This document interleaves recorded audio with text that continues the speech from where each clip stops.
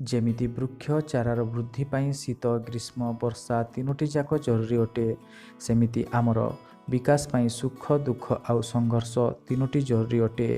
କେତେଥର ଆମେ ଜିତିଥାଉ, କେତେଥର ଆମେ ଶିଖିଥାଉ। ଭାଗ୍ୟକୁ ନିନ୍ଦି କାନ୍ଦିଲେ କିଛି ଫାଇଦା ନାହିଁ।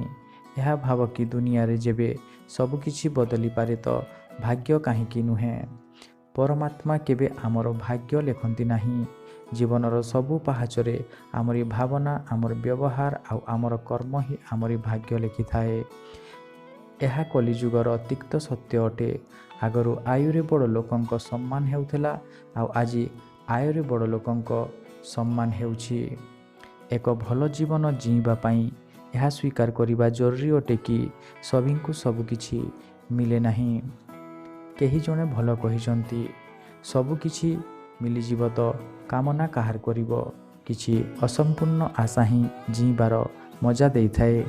ସମ୍ପର୍କ ନିଭେଇବା ପାଇଁ ବୁଦ୍ଧିର ନୁହେଁ, ମନର ଶୁଦ୍ଧି ଦରକାର। ସତ୍ୟ କୁହ, ସ୍ପଷ୍ଟ କୁହ, ସାମ୍ନାରେ କୁହ। ଯେ ନିଜର ହୋଇଥିବ ସେ ବୁଝିଯିବ, ଯେ ପରର ହୋଇଥିବ ସେ ଭାଙ୍ଗିଯିବ। କାହାକୁ ଭୁଲ ବୁଝିବା ଆଗରୁ ତାର ପରିସ୍ଥିତିକୁ ବୁଝିବା ଚେଷ୍ଟା ଜରୁର କରିବେ। ଜରୁରୀ ନୁହେଁ କି ସବୁବେଳେ ଯେବେ ଆମେ ଠିକ୍ ହୋଇଥିବା ତ ସାମ୍ନାରେ ଥିବା ଲୋକ ଭୁଲ ହୋଇଥିବ। ଯେବେ ପରିବାର ଲୋକେ ଖରାପ ଆଉ ପର ଆପଣା ଲାଗିଲେ ତ ବୁଝିଯାଅ ଆପଣଙ୍କ ବିନାଶ ପାଖରେ ଅଛି।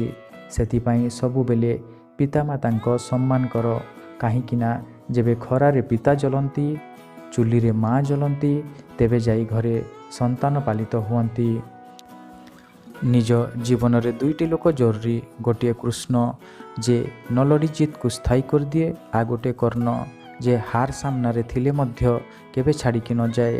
ଆପଣ କେବେ ଜିତିପାରିବେ ନାହିଁ ଯଦି ଆପଣ ଆରମ୍ଭ କରିବେ ନାହିଁ, ଆଉ ଯଦି ଆପଣ ଆରମ୍ଭ କରିଛନ୍ତି ତ ନିଶ୍ଚୟ ଆପଣଙ୍କ ଜୀବନରେ କିଛି ନା କିଛି ପରିବର୍ତ୍ତନ ଆସିଥିବ।